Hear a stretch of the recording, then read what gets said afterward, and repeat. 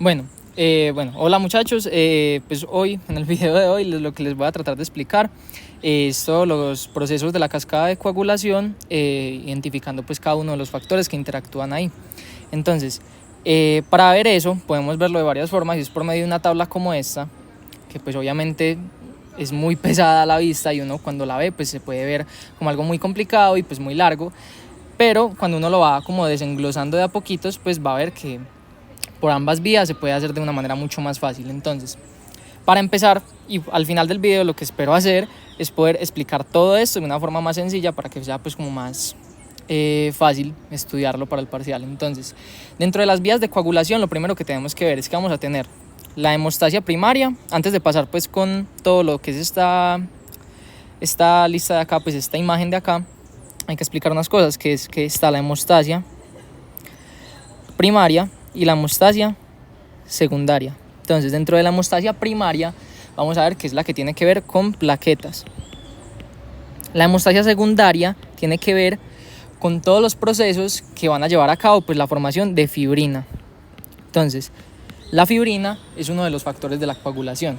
Entonces, la fibrina va a ser el factor 1 activo. Dentro de eso, ¿cómo es todo el proceso? Entonces, primero están todas las cosas que está mostrando esta imagen de acá.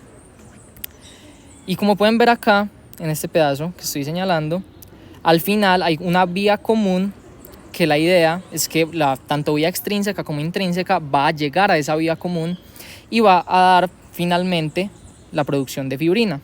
¿Por qué? Porque la fibrina es la que ayuda a formar el coágulo.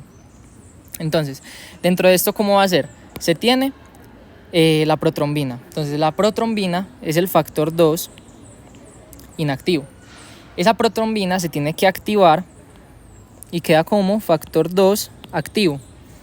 Y cuando la protrombina se activa, queda como trombina. O sea, esta es la protrombina y esta es la trombina. Cuando la trombina está, la acción que va a tener es que hace que el factor 1 inactivo, o sea, el fibrinógeno,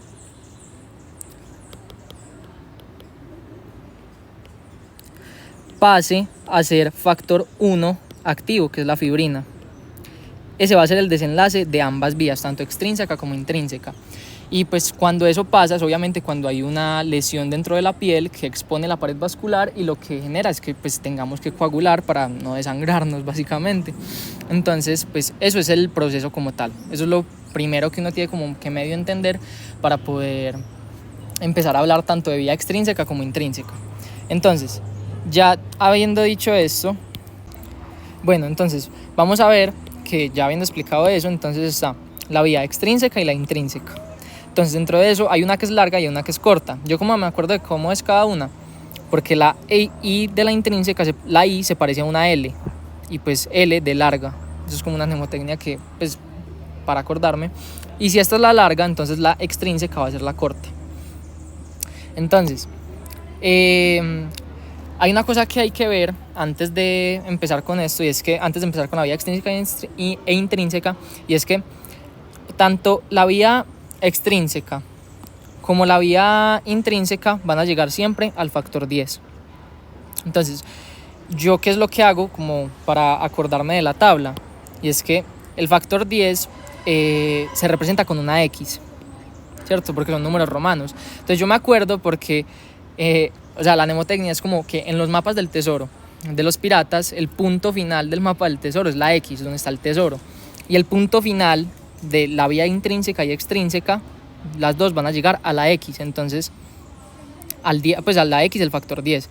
Entonces por eso es por lo que me guío yo, o sea que todo termina en la X, o sea en el factor 10. Y pues dentro de la mnemotecnia sería porque en los mapas del tesoro de los piratas la X también es el punto final. Entonces eso es. Listo, ya habiendo dicho eso, entonces vamos a empezar con la extrínseca. Entonces dentro de la extrínseca vamos a ver que se da una lesión de la pared vascular. Entonces eso hace que el factor 7 pase a ser factor 7 activo. Y el factor 7 activo junto con el factor 3, que es el factor tisular, se le dice factor tisular o tiene otro nombre que también es la tromboplastina tisular, pero pues le voy a decir factor tisular o factor 3 para no enredarnos.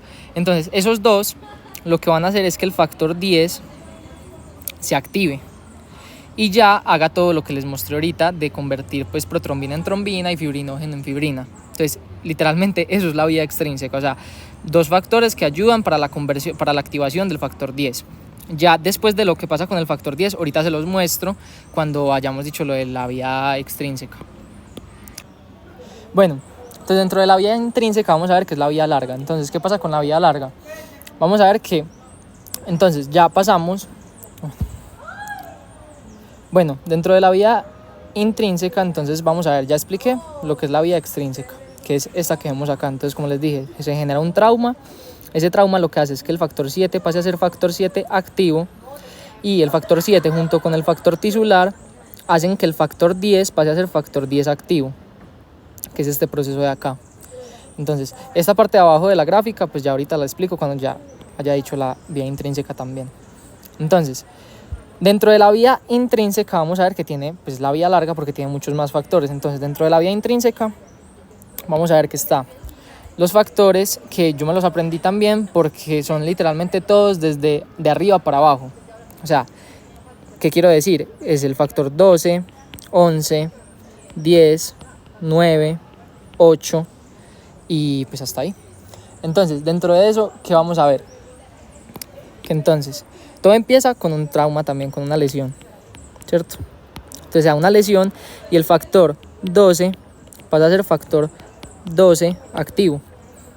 El factor 12, ¿por qué se activa? Porque es un factor de contacto. ¿Qué significa que sea un factor de contacto? Que cuando se da la lesión de la pared vascular, aparece lo que es el colágeno. Entonces, el colágeno normalmente no está dentro de, pues no está en contacto con la superficie plasmática, sino que está dentro de la membrana del endotelio. Como hay una lesión, el colágeno queda expuesto y se junta con el factor 12, y eso es lo que hace que se active el factor 12. Entonces, el factor 12 se activa y el factor 11 también se activa. ¿Por qué? Porque es un factor de contacto también. Y por eso es que las deficiencias de factor 12 no son tan importantes como las deficiencias del factor 11. Porque si no tenemos casi factor 12, pues el factor 11 puede suplir su función porque también es un factor de contacto.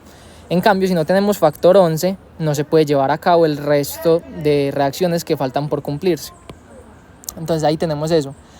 Ya después el 11, entonces va a ser que se active el factor 9. El factor 9. Entonces el factor 9 pasa a ser factor 9 activo. Y entonces el factor 9 tiene como cofactor para activarse al factor 8. O sea que la activación de este factor, del 9, se ayuda del factor 8, que es el de acá. Se escribe así. Entonces el factor 8 ayuda a que esta reacción se dé, o sea que es un cofactor del 9. Y ya luego de que eso pasa, entonces vamos a ver que el factor 9 más el factor 8, que son estos dos de acá, junto con el calcio, van a ayudar a que se active el factor 10, que como les dije ahorita, entonces el factor 10 es el final del tesoro, o sea, lo de la mnemotecnia, es la X al final del tesoro, entonces es donde van a llegar tanto vía extrínseca como intrínseca. Entonces pasan por todo esto y llegan hasta el factor 10. Ahora, ¿qué pasa cuando ambas vías están ahí? Entonces, eso es lo que estamos viendo acá. Entonces, superficie dañada, se da el contacto del colágeno con el factor 12, se activa el factor 12, el factor 11 también se activa porque también es un factor de contacto, y eso hace que se active el factor 9. Entonces, el factor 9 se va a activar y el factor 9 va a usar como cofactor al 8, que se activa. Entonces, usa como cofactor para ayudarlo a activar al 10. Entonces ahí están viendo que todo llega al mismo punto, a la misma parte. Entonces, ¿qué es lo que hace el factor 10? Ahora sí. Entonces, ambas vías llegan donde está el factor 10 y lo que hacen es que el 10, esperen, yo borro lo de arriba. El 10 en lo que ayuda es en que ayuda por medio también del factor 5. O sea, a eso me lo aprendí porque literal 10 dividido entre 2 pues 5, entonces pues sí. El 10 usa como cofactor al 5. Entonces usa como factor al factor 5 para hacer que la protrombina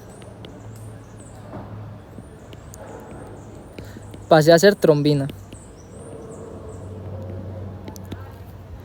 Y la trombina, una vez se activa, ayuda a que el fibrinógeno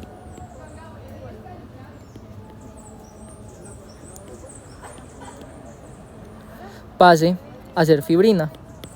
Y cuando se tiene fibrina es cuando ya se tiene todo el proceso de la cascada de coagulación listo para formar el tapón hemostático. Entonces ahora lo vamos a ver en esta tabla de acá. Entonces, las dos vías son como les dije, se genera primero el trauma. En la extrínseca se activa el 7 y el 7 y el factor tisular ayudan a que se active el 10. Una vez se activa el 10, entonces el 10 usa al 5 como cofactor para pasar de protrombina a trombina. Y la trombina ayuda a pasar de fibrinógeno a fibrina. Entonces cuando se tiene la fibrina ya tenemos pues todo el proceso listo para que se dé pues el tapón como tal. Y este es el otro factor que me falta por decir, que es el factor 13. ¿Qué es? El factor estabilizador de la fibrina. ¿Qué significa eso? Que pues actúa sobre la fibrina para hacerla como más estable y que pueda permanecer más tiempo haciendo la función. Y ya ahí se genera el coágulo de fibrina entrecruzada. Esa es la vía extrínseca. Dentro de la intrínseca entonces sería lo mismo, pero con los otros factores. Entonces se activa el 12 por la superficie dañada y el contacto con el colágeno, como les había dicho. El 12 y el 11 también, porque también es un factor de contacto. El 11 activa el 9. El 9 usa como cofactor al 8 y juntos activan al 10. Entonces queda 10 activado. Y el 10 lo que va a hacer es que junto con el 5 que lo usa como cofactor activan la protrombina y la forman en trombina. Que entonces y la protrombina pues va a ser el factor 2. Entonces el factor 2 o protrombina pasa a ser trombina o factor 2 activado. Y cuando ya pasa todo eso, la trombina hace que el fibrinógeno o factor 1 pase a ser fibrina, que es el factor 1 activado. Y ya se formaría el coágulo.